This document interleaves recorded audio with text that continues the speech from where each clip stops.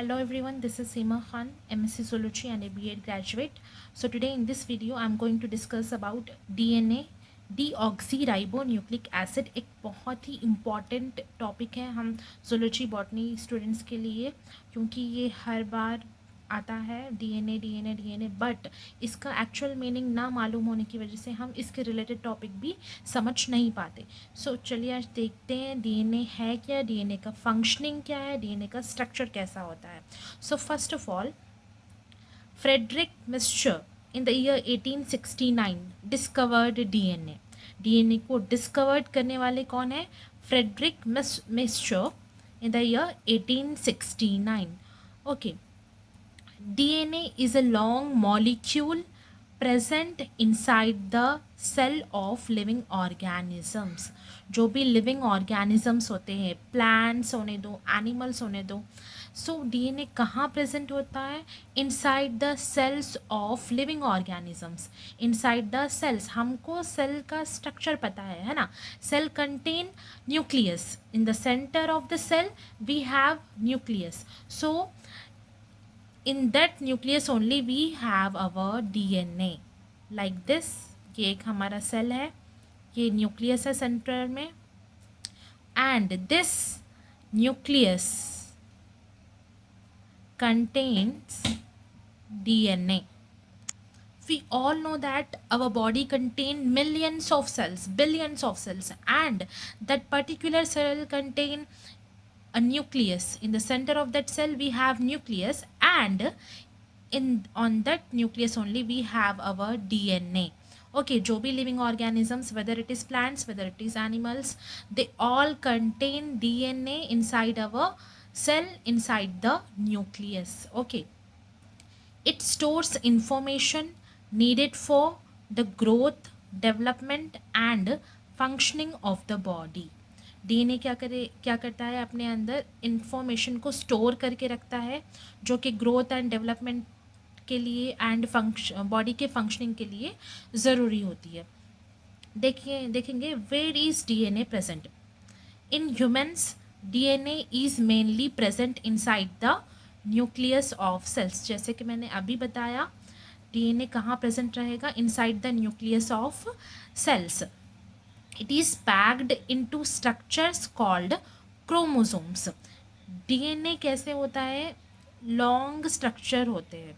Okay, and क्योंकि हमारे cell का साइज छोटा होता है, ये लॉन्ग स्ट्रक्चर इन सेल के अंदर नहीं आ पाते, तो डीएनए खुद को फोल्ड करके क्रोमोसोम्स फॉर्म करते हैं, क्लोजली पैक्ड अरेंज्ड करके वो न्यूक्लियस में फिट होते हैं।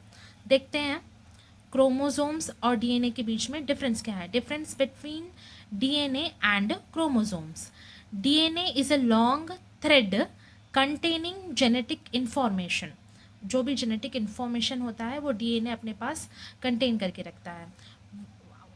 On the other hand, chromosomes are DNA threads, also contain proteins tightly folded and organized।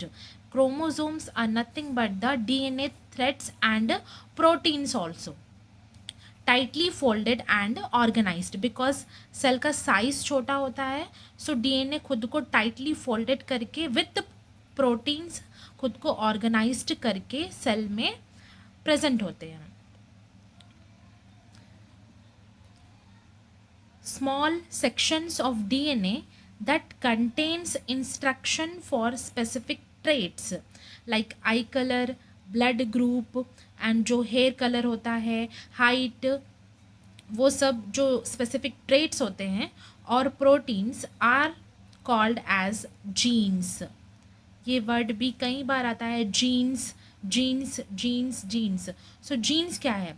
Small sections of DNA है। Genes are nothing but the small sections of DNA. For example, this is our DNA.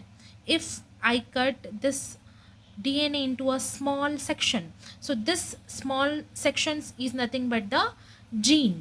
this small section of DNA is nothing but the gene which contains instruction for specific traits। specific traits का मतलब क्या होता है? information। जैसे कि parents का आई colour, parents का blood group, parents का हेयर कलर, पेरेंट्स का स्किन कलर, वो ट्रांसफ़र होता है अपकमिंग जनरेशन को। सो ये पर्टिकुलर जीन होते हैं जो ये ट्रेट्स को अपने अंदर रखते हैं, और proteins are called as genes. Now why we are calling proteins, जैसे कि हमको मालूम है ये ट्रेट्स को भी अपने अंदर रखते हैं। Now why the information of proteins, because DNA is the only thing that which tells the cell to generate to produce proteins whenever required for the body. So DNA दो काम करते हैं, एक तो सेल को इन्फॉर्म करते हैं protein development के लिए, प्रोटीन जनरेशन के लिए, एंड एक तो वो अपने अंदर स्पेसिफिक ट्रेट्स को भी रखते हैं एंड ये इंफॉर्मेशन कैरी फॉरवर्ड करते हैं for the upcoming generations. Now, if we talk about the structure of DNA, DNA is a long molecule shaped like a ladder called a double helix.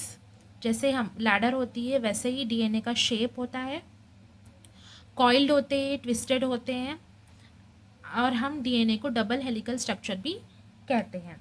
Okay, जैसे कि हम diagram में देख रहे हैं ladder के जैसे है बट कॉइल्ड है एंड ट्विस्टेड है. DNA has two long strands that run alongside each other and twist around. जैसे कि ये देख सकते हैं ये एक स्टैंड है, ये एक और स्टैंड है. ओके ना, two long stands that runs together twisted around. Okay, each strand is made of many small units called nucleotides. जो ये स्ट्रैंड होते हैं वो न्यूक्लियोटाइड्स के बने होते हैं. Each nucleotide has 3 parts. जो न्यूक्लियोटाइड्स होते हैं वो 3 पार्ट्स में डिवाइड होते हैं. First one is deoxyribose sugar, second one is phosphate group, third one is nitrogen base. देखते हैं next. The deoxyribose sugar and phosphate form the sides of the DNA ladder. जो sugar and phosphate होते हैं वो क्या करेंगे, sides, जैसे कि ये है जो ये साइड्स है वो फॉर्म करेंगे. यहाँ पे देखिए शुगर एंड फॉस्फेट क्या करेंगे, बैकबोन फॉर्म करेंगे DNA का. एंड जो नाइट्रोजन बेस होते हैं वो 4 टाइप्स के होते हैं, adenine, guanine, thymine and cytosine. यहाँ पे देख सकते हैं डायग्राम में जो नाइट्रोजन बेस पेयर्स है वो 4 टाइप्स के हैं, एडेनिन, ग्वानिन, थाइमिन, साइटोसिन. वैसे ही on the other hand also we have adenine, guanine, thymine and cytosine. जो एडेनिन होता है वो कभी भी हमेशा थाइमिन से ही पेयर्ड अप करेगा.